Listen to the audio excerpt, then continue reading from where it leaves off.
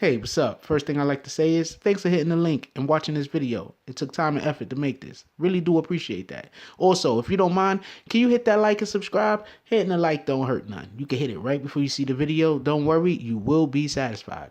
Also, we trying to get some new things going on in this channel, and to do that, I need new equipment. And to do that, it would really help if you could give some kind of donation. If you can't, it's cool. It is what it is. We still appreciate your presence here. If you can, that would be very nice, and link is in the description. Anyway, right now, let's get to our regularly scheduled program. Hey, yo, I appreciate it if you could hit that like button right about now.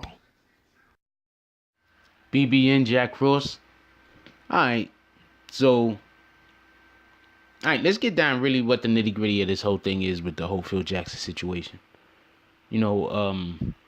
Dolan, he remembers how it was not to have a superstar. People forget about that. Remember, Dolan was really close to he hasn't been close to many of his superstars, but he has been really close to Allen Houston. And one of the main things that Allen Houston has always shown was, character. He's not a guy you could really get under skin. That's probably why he shot so well also. And he didn't really step out of himself and make the city look bad, make the team look bad. So, he was a very high character individual, and so is Carmelo Anthony. I mean, Carmelo Anthony is taking all this crap, and he has not fired back. He's smirk here and there. He had the meme with the he put up the Leonardo DiCaprio thing on his Instagram or something like that, but but for all intents and purposes, he is not fired back. And that shows character. When somebody is just consistently attacking you, and you just, go the other way with it. Turn the other cheek, as so to say. That's one thing. Also, Dolan probably, at least what I'm hearing, he did not want Phil to buy out. He did not want Phil to buy out Carmelo Anthony.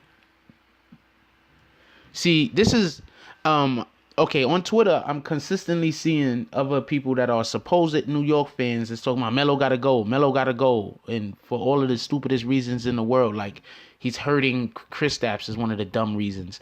Okay, how's he hurting Kristaps? Because he's making it so Kristaps don't get double teamed every 2 seconds. Because when Melo isn't on the floor, Kristaps don't really score. This has been documented. Like when Melo is not playing, Kristaps doesn't put up good numbers. So the whole he's hurting Kristaps or stunning his growth or whatever that is, that's just absolutely lunacy. The guy's only been in the league 2 years, and he isn't a high volume shooter. So it's not like he's getting the ball and no, Kristaps isn't getting his opportunities. Kristaps is getting his opportunities. And when Melo's on the floor, he seems to be making the best out of his opportunities. So stop it. That's just crazy. Also, for everybody that wants to talk bad about Melo, remember, Melo is one of the most respected players in the league. When they went to the USA, when they was in the Olympics and they was about to lose that year, the whole entire team, which is made up of the best American-born players that were available in the league, right?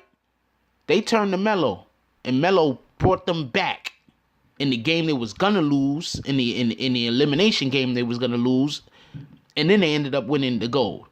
And this is after, I believe, losing the gold the year before. So the Olympics before, something like that. So Melo's a highly respected player around the league. I've been saying, how do you expect to get high priority free agents? How you expect to get the upper crust of the free agent talent to come to the Knicks when you have a president of basketball operations who seem to consistently be disrespecting the best current player on the team? Like, that just doesn't make any sense. Like, guys is kind of backwards. So now that all of these Phil stands have been, I'm not going to say y'all have been proven anything yet, because the only thing that can prove you to have been wrong is if the Knicks have a successful season next year. And have a successful season next year due to the fact that Kristaps has the ability to be able to play well, and Melo also plays well. you know, then you have a successful season. Like I was trying to explain to other people, if you look at the Knicks numbers, like in a vacuum, Kristaps had good numbers last year. Melo had good numbers last year. So did Derrick Rose. They all had good numbers last year.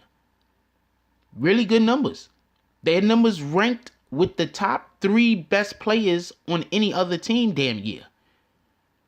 They had good numbers. The Knicks just lost, my belief, partially due to bad coaching and partially due to the fact that they just couldn't get anything to ever go their way. It seemed like whenever the Knicks was on a run, a call would happen and stop it. It seemed like whenever the other team was pulling away from the Knicks, all of a sudden everything would go right for the other team. That's just what happened, and that's just what it seemed like.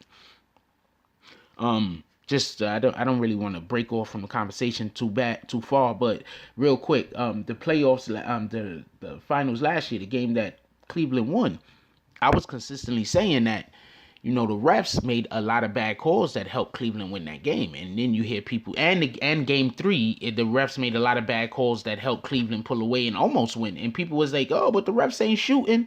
Well, no, the refs aren't shooting. But when you're swaying the momentum of the game, as far as whenever one team starts getting into a rhythm, you're making calls to break that rhythm.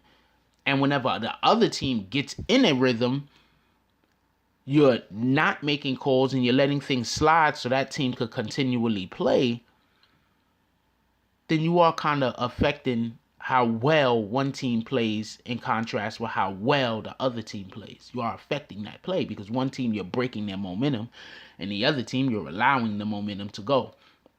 So it's the same thing like at the park when you got the guy at the park that's constantly trying to cheat or constantly trying to call calls every 5 seconds, breaking the momentum of every single freaking play. It's the same idea. You need one of those guys on your team. You need one of those arguing motherfuckers on your team. Pardon my language, but you need one of those guys on your team. It's a good look to have one of those pesky guys on the team that is going to consistently argue over nothing.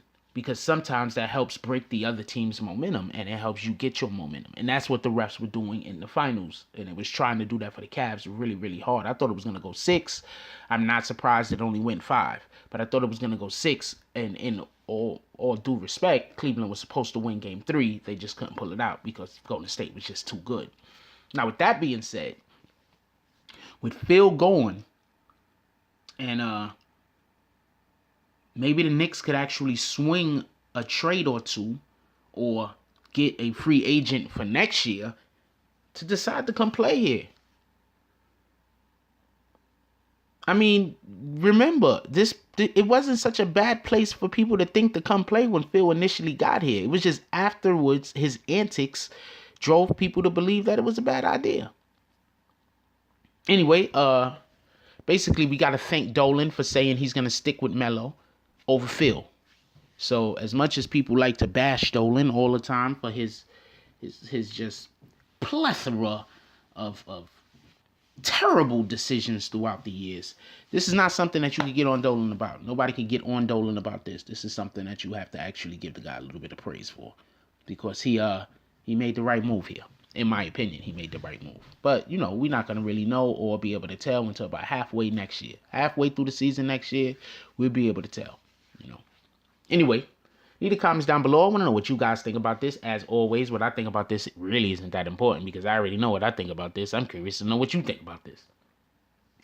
So leave the comments down below. Anybody that made it to the end of this video, could you hashtag Bronx Bombers for me? I want to see some of them hashtags. I want to know who made it to the end of the video. You know what I'm saying?